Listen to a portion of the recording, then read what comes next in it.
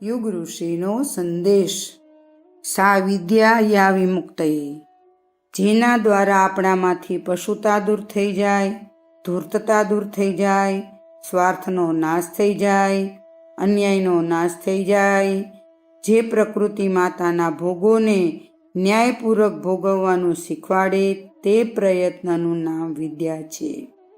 શિક્ષણ એ છે જેના દ્વારા માણસ મુશ્કેલીઓને દૂર કરવા યોગ્ય બની શકે, જે બુદ્ધિના વિકાસમાં મદદરૂપ હોય, જેનામાં સંકટોને દૂર કરવાનો ઉપાય શોધવાની શક્તિ હોય અને જેનાથી સ્વાવલંબનની યોગ્યતા પ્રાપ્ત થતી હોય। વાંચવું, લખવું કે જાણી લેવું તે શિક્ષણ નથી, તે તો સરસ્વતી દેવીના મંદિરમાં પ્રવેશ કરવા સમાન છે। સા વિદ્યા યા વિમુક્તયે, જે મુક્તિને યોગ્ય બનાવે છે તે વિદ્યા છે, બાકીની બધી અવિદ્યા છે।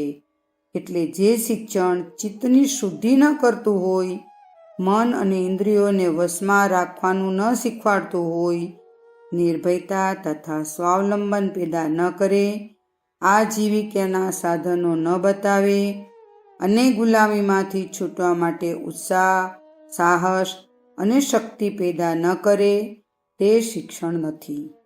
ભલે પછી તેમાં માહિતીનો ખજાનો ભરેલો હોય તથા તાર્કિક કુશળતા અને પાંડિત્ય હોય, જેનામાં પશુતાનો અભાવ અને માનવતાનો સમાવેશ હોય તે શિક્ષિત છે। જે રીતે ચારેય વેદોથી લદાયેલો ગધેડો પંડિત નથી હોતો, એ જ રીતે મોટી મોટી ડિગ્રીઓ ધારણ કરનારને શિક્ષિત કહી શકાતો નથી।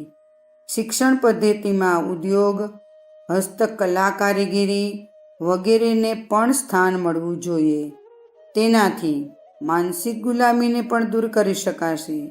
શિક્ષણનો એક ગુણ ધાર્મિક સહનશીલતા પણ છે, જે પોતાના વિરોધીને પણ માનસિક સ્વતંત્રતા આપે એ જ વ્યક્તિ શિક્ષિત છે। અખંડ જ્યોતિ, જૂન 1945, પૃષ્ઠ 137, સંદર્ભ ગ્રંથ યુગ ઋષિનો સંદેશ। શાંતિકુંજ વિડિયો ગુજરાતી યુટ્યુબ ચેનલને સબસ્ક્રાઇબ કરો તથા બાકીના વિડિયોઝનો લાભ લેવા માટે બેલ આઇકન જરૂર દબાવો। ધન્યવાદ।